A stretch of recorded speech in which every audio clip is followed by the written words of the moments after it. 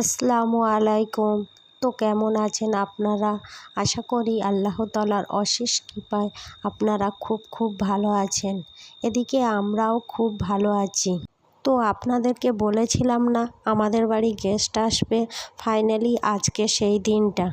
এদিকে সকাল সকাল উঠে আমি অনলাইনে কিছু মাল অর্ডার করেছিলাম জিও মার্টে দেখবেন কিছু মাল অফার যায়।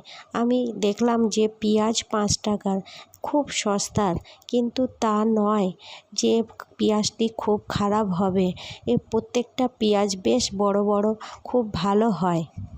তো সেই কারণে আমি প্রায় অংশ জিও মার্ট থেকে প্রায় মাল নিয়েই থাকি।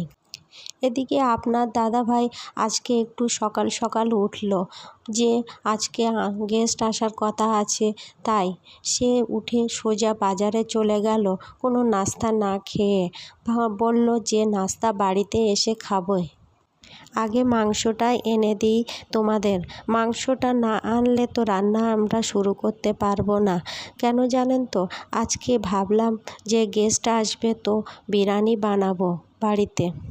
এর ফাঁকে মাকে আমি আলু, পেঁয়াজ, আদা, রসুনটি বাছতে দিয়ে এসেছি, আর আমি চলে আসলাম আমার বেডরুমে। রান্না শুরু করার আগে আমি প্রত্যেকটা রুমেই সুন্দর সুন্দর বেডশিট বিছাবো। গেস্ট আসবে তো, গেস্ট আসলে আমি একটু সুন্দর সুন্দর বেডশিট বিছাতে ভালোবাসি। এই বেডশিটটি আমি 1 বছর আগে কিনেছিলাম বারুইপুর থেকে। খুব সুন্দর লাগে আমার, এটা আমার খুব পছন্দের জিনিস। সাদা বেডশিট, সাদা জিনিসটা আমার খুব ভালো লাগে, কিন্তু একটু ভয় লাগে যে দাগ লেগে যায় কি না, এই জন্যে রেগুলার ইউজ করি না।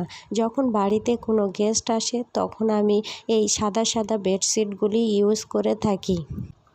তো আমার মতো আপনাদের কার সাদা বেডশিট পছন্দ, একটা কমেন্ট করে আমাকে অবশ্যই জানাবেন। আপনাদের একটা কমেন্ট আমাকে ঠিক আরও উৎসাহ দিয়ে দেবে আমার এই কাজ করতে, আপনাদের সামনে নতুন ভিডিও আনার। এর মধ্যে আমি চলে গেলাম আমার ঘরে যেসব পাপোশ ছিল সেগুলি চেঞ্জ করতে। রেগুলার ইউজের পাপোশগুলি আমি তুলে ফেললাম। রেগুলার ইউজের পাপোশ তুলে ফেলে আমি নতুন পাপোশ বিছাতে শুরু করলাম। এই পাপোশগুলি আমি বারুইপুর মিলন মেলা থেকে কিনেছিলাম। এটাও আমার খুব পছন্দের জিনিস, সেই কারণে খুব একটা নষ্ট করি না। যখন বাড়িতে কোনো গেস্ট আসে তখন আমি এগুলি ব্যবহার করে থাকি। আবার গেস্ট চলে গেলে এটা কাচা ধোয়া করে তুলে দিই। আমার বেডরুমটি আমি সুন্দরভাবে প্রায় সাজিয়ে ফেললাম। তো তার মধ্যে চলে যাব এবার ছেলের রুমে গিয়ে একটা সুন্দর বেডশিট বিছাবো আমি। দেখেন, এই বেডশিটটি আমি ছেলের রুমে বিছালাম আজকে।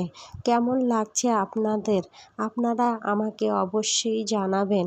এই বেডশিটটি আমি অনলাইন থেকে কিনেছিলাম, খুব সুন্দর, কটনের, একদম পিওর কটন এটা।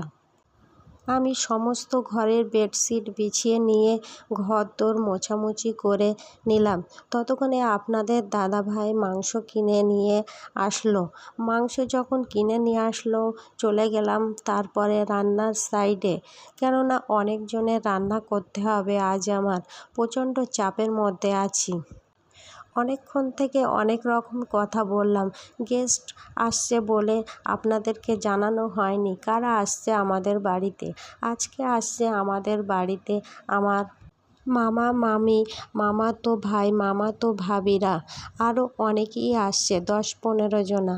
তো আমি রান্না চাপিয়ে দিলাম, মাংসটি কষে নামিয়ে নিয়ে ভাত বসালাম ইটের চুলোতে। বিরিয়ানি বানাবো তো, সেই কারণে আমার সমস্ত জায়গা পাকা, তাই একটা বড় দেখে ইটের চুলো বানিয়ে নিলাম। আপনাদের কাছে হয়তো সমস্ত রান্নাটি আমি শেয়ার করতে পারলাম না, প্রচণ্ড চাপের মধ্যে আছি, তো সেই কারণে কিছু অংশ আপনাদের কাছে আমি শেয়ার করলাম। আপনাদের কেমন লাগলো বলবেন।